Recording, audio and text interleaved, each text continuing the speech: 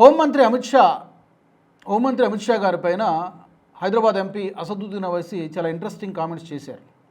రీసెంట్గా ఆయన మాట్లాడుతూ అమిత్ షా ఏదైనా ఒక రివ్యూ మీటింగ్ పెట్టినా లేదా ఒక హై లెవెల్ కమిషన్ వేసినా కూడా దాని వెనక చాలా డెప్త్ ఉంటుంది. డెఫినెట్గా ఏదో బ్యాక్గ్రౌండ్ వర్క్ చాలా పక్కాగా జరుగుతుంది. అంత ఈజీగా కచ్చా కామ్ నహీ కరేగా లేదా గాల్లో ఊరికే తుపాకులు పీల్చేటువంటి రకం అమిత్ షా కాదు. నా గెస్ కరెక్ట్ అయితే, అంటే అసదుద్దీన్ ఓవైసీ గెస్ కరెక్ట్ అయితే త్వరలో ఎన్ఆర్సీ దేశవ్యాప్తంగా అమలు చేయడానికి కసరత్తు జరుగుతోంది అని చెప్పి అసదుద్దీన్ ఓవైసీ మాట్లాడారు. ఆయన బయట కూడా ప్లే చేస్తాను, ఒకసారి చూడండి. చూసిన తర్వాత I will come back. Union home ministry ने एक हाई लेवल कमीशन बनाया रिटायर्ड सुप्रीम कोर्ट के जज को, और उनको यह बोला गया है कि जहां जहां डेमोग्राफी में चेंज आए, जहां जहां अचानक आबादी बन गई, वो कमीशन इसको देखेगा. और तीसरी बात जो अमित शाह ने वो मीटिंग ली, उसमें कहा कि जो नाम एसआईआर में जो 6 करोड़ नाम एक्सक्लूड हो गए, वो उसको भी चेक करेंगे. अमित शाह होम मिनिस्टर अगर कोई मीटिंग करते तो याद रखिए वो कच्चा काम नहीं करता आदमी, वो खाली हवाई फायरिंग नहीं करता, कुछ ना कुछ बराबर वो एक प्रोग्राम बना के काम कर रहे हैं. और मेरे को ये सस्पिशन है, I might be proven wrong, कि वो फाइनली एनआरसी करना चाहते हैं. సో చూశారు కదా, అసదుద్దీన్ ఓవైసీ మాట్లాడినటువంటి మాటలు అమిత్ షాని చూడడానికి వినడానికి పొగిడినట్టు అనిపించినా కూడా నిజానికి దాని వెనక గూఢార్థం వేరే ఉంది. డెఫినెట్గా ఎన్ఆర్సీని చాలా తీవ్రంగా వ్యతిరేకిస్తున్నటువంటి వాళ్ళు చాలామంది ఉన్నారు. అందులో ప్రథముడు ముందు వరుసలో ఉండేటువంటి వ్యక్తి అసదుద్దీన్ ఓవైసీ. ఎన్ఆర్సీ అంటే మన ప్రేక్షకులు చాలామందికి తెలిసే ఉంటుంది, నేషనల్ రిజిస్టర్ ఆఫ్ సిటిజన్స్.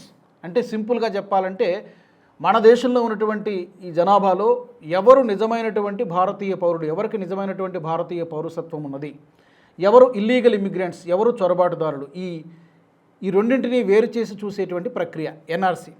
నిజానికి ఎప్పుడో 1951లో ఫ్రేమ్ అయింది. కానీ కొన్ని అడ్డంకులు అవరోధాలు వచ్చాయి. కొన్ని రాజకీయ పార్టీలు దీన్ని ఓటు బ్యాంకు పాలిటిక్స్ పేరుతోటి అడ్డుకునేటువంటి ప్రయత్నం చేశాయి. కాబట్టి ఇది అమలు కాలేదు దేశవ్యాప్తంగా. ఇప్పుడు దీన్ని అమలు చేసేటువంటి ప్రయత్నం జరుగుతోంది అని చెప్పి అసదుద్దీన్ ఓవైసీ అంటున్నారు. I may be wrong, but అది జరిగేటువంటి అవకాశం ఉంది. ఎందుకంటే సిఏఏ సిటిజన్షిప్ అమెండ్మెంట్ యాక్ట్ని తీసుకొచ్చారు, చడీ చప్పుడు లేకుండా సైలెంట్గా తీసుకొచ్చారు. దాని మీద కోర్టులకు వెళ్ళినా కూడా ఏమీ లేదని తేల్చేశారు. ఒక్కొక్క రాష్ట్రంలో నెమ్మదిగా సిటిజన్షిప్ అమెండ్మెంట్ యాక్ట్ అమలైపోతోంది. సిఏఏ అంటే మనందరికీ తెలుసు.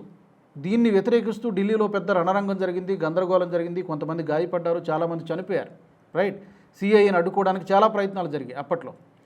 బట్ చివరికి ఇప్పుడు ఇంప్లిమెంట్ అవుతోంది, గ్రాడ్యువల్గా ఇంప్లిమెంట్ అవుతుంది. ఒక్కొక్క రాష్ట్రంలో ఇంప్లిమెంట్ అవుతోంది. కోర్టులో కేసులు వేసినా కూడా ఏమీ లేదని కోర్టులు కూడా చెప్పేసరికి సిఏఏని ఇంప్లిమెంట్ చేశారు. సింపుల్గా చెప్పాలంటే సిఏఏ అనేది బంగ్లాదేశ్, పాకిస్తాన్ లేదా ఇతర దేశాల్లో అణచివేయబడినటువంటి, అక్కడ మైనారిటీలుగా ఉన్నటువంటి అణచివేయబడినటువంటి ప్రజలకు మన దేశ పౌరసత్వం ఇవ్వడమే ఈ సిఏఏ యొక్క ముఖ్య ఉద్దేశం.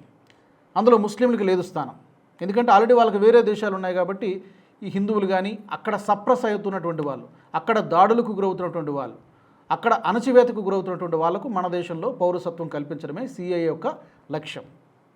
ఓకే, తర్వాత ఎస్ఐఆర్ కూడా తీసుకొచ్చారు, స్పెషల్ ఇంటెన్సివ్ రివిజన్ తీసుకొచ్చారు. స్పెషల్ ఇంటెన్సివ్ రివిజన్తో ఎస్ఐఆర్తో బెంగాల్లో ఏం జరిగిందో మనం చూసాం. ఒక హిస్టరీ క్రియేట్ అయింది. చరిత్ర చాలా సంవత్సరాల సుదీర్ఘ నిరీక్షణ తర్వాత పశ్చిమ బెంగాల్లో బీజేపీ పవర్లోకి రాగలిగింది.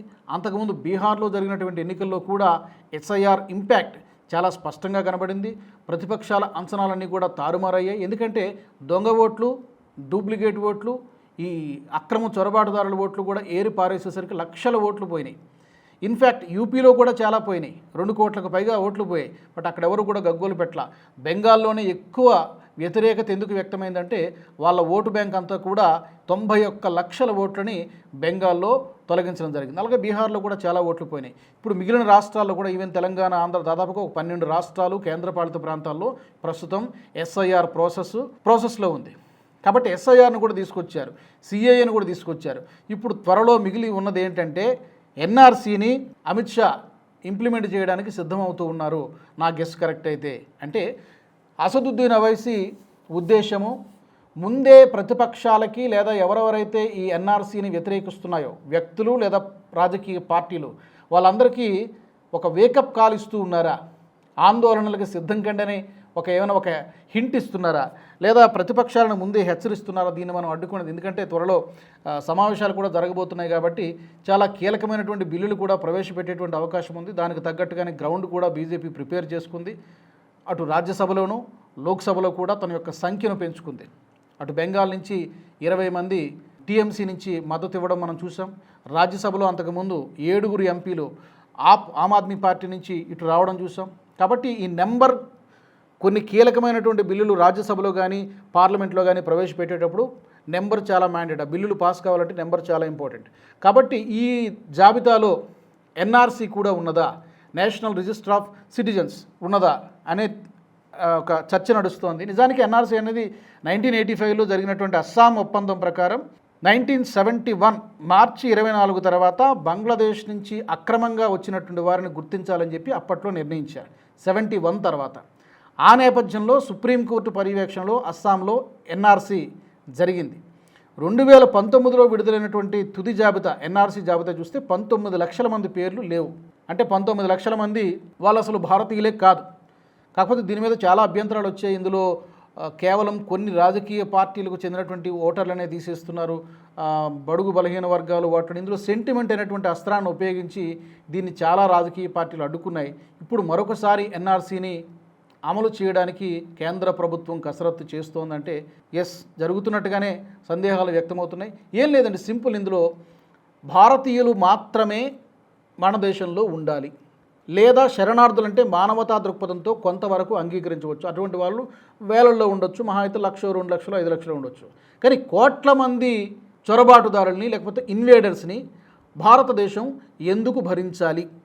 ఇదే ఇప్పుడు కేంద్ర ప్రభుత్వం అడుగుతున్నటువంటి ప్రశ్న అయినా, ఒక సగటు భారతీయుడు అడుగుతున్నటువంటి ప్రశ్న అయినా కరెక్ట్గా గనక సర్వేలు చేసి సోదాలు చేస్తే కనీసం కోట్ల మంది, ఒక 10 కోట్ల మందో 12 కోట్ల మందో దేశవ్యాప్తంగా రోహింగ్యాలు చొరబాటుదారులు తేలుతారు. కానీ వాళ్ళని గుర్తించడము, వాళ్ళని డిటెక్ట్ చేయడము, డిలీట్ చేయడము, వాళ్ళని బయటికి పంపించడం చాలా క్లిష్టమైనటువంటి ప్రక్రియగా మారుతోంది. సో డెఫినెట్గా భారతీయులు మాత్రమే ఈ దేశంలో ఉండడానికి అర్హులు. ఇదే ఎన్ఆర్సీ చెబుతోంది. ఎన్ఆర్సీ వేరు, మళ్ళీ సిఏఏ వేరు. సిఏఏ పర్పస్ కూడా చెప్పాను. ఈ రెండింటి కాకుండా ఇంకొకటి కూడా ఉన్నది నిజానికి. అదేంటి? ఎన్పిఆర్ అంటారు. ఎన్పిఆర్ అంటే నేషనల్ పాపులేషన్ రిజిస్టర్. ఇది దేశంలో ఉంటున్నటువంటి సాధారణ పౌరుల యొక్క వివరాల నమోదు కోసం రూపొందించినటువంటి ఒక డేటాబేస్. ఈ మూడు వేరు వేరు. ఎన్పిఆర్ వేరు, ఎన్ఆర్సీ వేరు, సిఏఏ వేరు. మూడింటి పర్పస్ వేరు. బట్ అల్టిమేట్గా ఒకదాంతో ఒకటి ఇంటర్ కనెక్ట్ అయి ఉంటే భారతీయులు మాత్రమే మనకు ఉండాలి. ఇక్కడ ప్రభుత్వం కల్పిస్తున్నటువంటి పథకాలు కానీ ఫెసిలిటీస్ కానీ ఏవైనా కూడా మన వాళ్ళకే వర్తించాలి తప్పితే ఎవడో గద్దలాగా వచ్చి తన్నుకుపోవడం కాదు. మరి ఇప్పటి నుంచే ప్రతిపక్షాలు ఆందోళన చేయడం మొదలు పెడుతున్నాయా? వీళ్ళందరికీ కూడా అసదుద్దీన్ ఓవైసీ గారు హింట్ ఇచ్చినట్టుగా కనబడుతుంది. మరి మీ అభిప్రాయం ఏంటి? ఎన్ఆర్సీని ఇప్పుడున్నటువంటి పరిస్థితుల్లో అన్ని రాష్ట్రాల్లో దేశవ్యాప్తంగా అమలు చేయాలా? డేటా మొత్తం బయట పెట్టాలా? లేదంటే మరికొంతకాలం వేచి చూడాలా? మీ అభిప్రాయాలను కామెంట్ సెక్షన్లో పెట్టండి. ఈ వీడియో మీకు నచ్చినట్టయితే లైక్ చేయండి, 10 మందికి షేర్ చేయండి. అలాగే కామెంట్ల రూపంలో మీ అభిప్రాయాలను మాతో పంచుకోండి. Nationalist hub group of channels ను సబ్స్క్రైబ్ చేసుకుని తెలుగునాట జాతీయవాద జర్నలిజాన్ని ప్రోత్సహించండి. ఈ వీడియో కింద ఉన్న బెల్ ఐకాన్ పై క్లిక్ చేయడం మర్చిపోవద్దు.